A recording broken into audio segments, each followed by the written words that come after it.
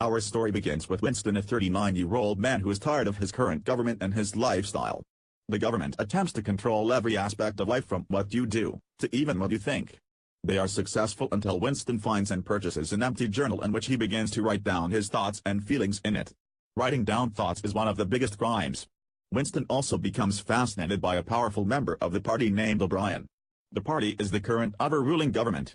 Winston believes that O'Brien is a secret member of the Brotherhood, which is the group that works to overthrow the party.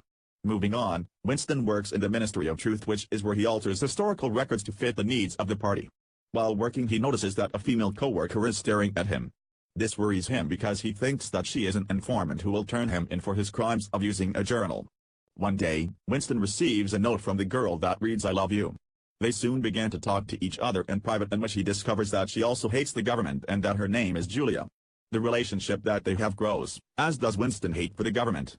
Finally, Winston receives a message from O'Brien that says that he wants to see him in his home. Winston and Julia soon travel to O'Brien's apartment. They soon discover that O'Brien leads a life of luxury that they have never even heard of.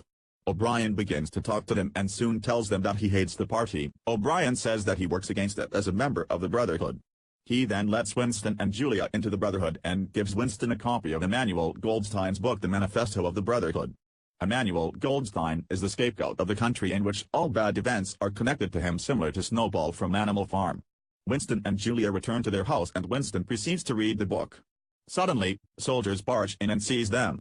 The seller of the house and journal turned out to be a member of the police all along.